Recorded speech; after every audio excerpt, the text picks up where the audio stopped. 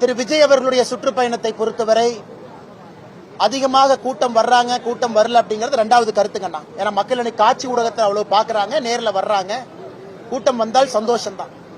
ஆனா வரக்கூடிய கூட்டம் எந்த விதமான பொது சொத்துக்கும் ஒரு பிரச்சனை ஏற்படுத்தாம, ஒரு பப்ளிக் ப்ராப்பர்ட்டியை டேமேஜ் பண்ணாம அமைதியான முறையில வந்து கேட்டுவிட்டு செல்வதை நம்ம எல்லோரும் வரவேற்கணும். இன்னைக்கு தூத்துக்குடியில அவங்க அடுத்த கட்ட பயணத்திற்கு அனுமதி கோரிய பொழுது அந்த காவல்துறையினுடைய அதிகாரிகள்லாம் திருச்சியில் ஏற்பட்டிருக்கக்கூடிய பொது சொத்தினுடைய சேதத்தை சொல்லியிருக்கிறாங்க. அதெல்லாம் இங்கே நடத்தப்படக்கூடாது என்று. அதனால் இது இரண்டு பேர்த்துக்கும் பொறுப்பு இருக்கு. விஜய் அவர்களுடைய கட்சிக்கும் பொறுப்பு இருக்கு, வரக்கூடிய கூட்டத்தை கட்டுக்கோப்பாக கொண்டு வந்து பொதுமக்களுக்கு இடையூறு ஏற்படுத்தாம. அதே போல அரசுக்கும் ஒரு பொறுப்பு இருக்கு. ஏன்னா இன்னைக்கு ஒரு குறிப்பிட்ட நேரத்தில் அவங்க பர்மிஷன் கேட்கறாங்க, சனிக்கிழமை ஞாயிற்றுக்கிழமைன்னு கேட்கறாங்க. அதை கொடுப்பதற்கான முயற்சியில் அரசு இறங்கணும்.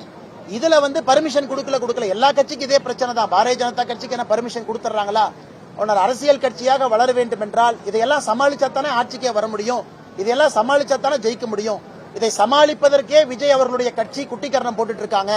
தொடர்ந்து அரசின் மீது ஒரு வழக்கு சொல்றாங்க அப்படின்னா அவர்கள் எந்த அளவுக்கு தன்னை தயார்படுத்திக் கொண்டிருக்கின்றார்கள் என்பது நமக்கு தெரியுது. அதனால் என்னை பொறுத்தவரை விஜய் அவர்களுடைய கட்சி அடுத்த கட்டம் செல்ல வேண்டும் என்றால் இதையெல்லாம் சமாளிச்சு தான் அவங்க வளரணும்.